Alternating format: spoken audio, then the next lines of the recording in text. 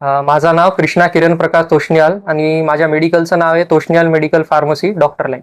Sir असं आहे sir, online विक्रीचं जे आहे ते एक मोठ्या प्रमाणामध्ये झालेलं आहे.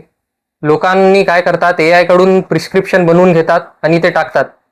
त्याच्यामध्ये नार्कोटिक ड्रग्स वगैरे जे आहेत ते पण विकतात. तसं होऊ नये याच्यासाठी आपल्याला एक काळजी घ्यायची आहे, म्हणून आपण बंद केलेलं आहे. आणि दुसरं, तुम्ही काही वस्तू ऑनलाईन जरी मागवले तर तुम्ही तिकडं परत करू शकत नाही.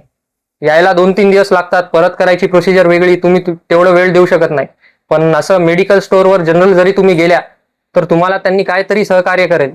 तुमचे गोळ्या खाल्लेले आहेत, कमी जास्त आहेत, कट गोळ्या आहेत, ते परत घेणार, नाहीतर काय होते त्याच्या ऐवजी तुम्हाला म्हणजे मदत करणार. आणि दुसरं एक असं आहे की बनावटी जे गोळ्या आहेत त्याचं पण प्रमाण वाढलेलं आहे.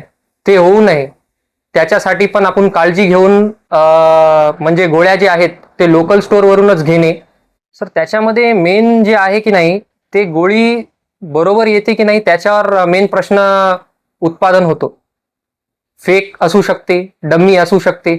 तुम्ही न्यूजमध्ये बघितलं असेल, कोणत्या तरी वेगळ्या स्टेटमध्ये बनलेली जी गोळी आहे ते एका वेगळ्या स्टेटमध्ये गेली, तिकडे त्या लहान बाळाला काहीतरी झालं.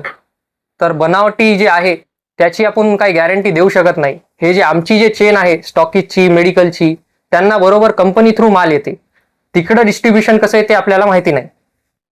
ते प्रकरण कमी होण्यासाठीच आपण उद्यासाठी ते बंद केलेलं आहे. लोकांना त्या गोष्टीची आपण जाणीव देऊ, त्यासाठी हे सगळं करणं गरजेचं आहे आणि हे करायलो आपण.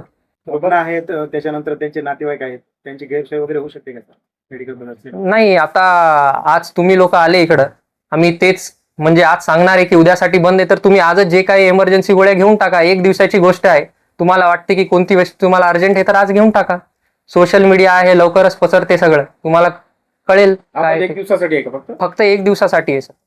मी सगळ्यांना, सगळं मेडिकल बांधवांना नांदेड जिल्ह्यातला विनंती करतो की उद्या जे बंद आहे त्याच्यामध्ये सगळ्यांनी सहभागी व्हावे.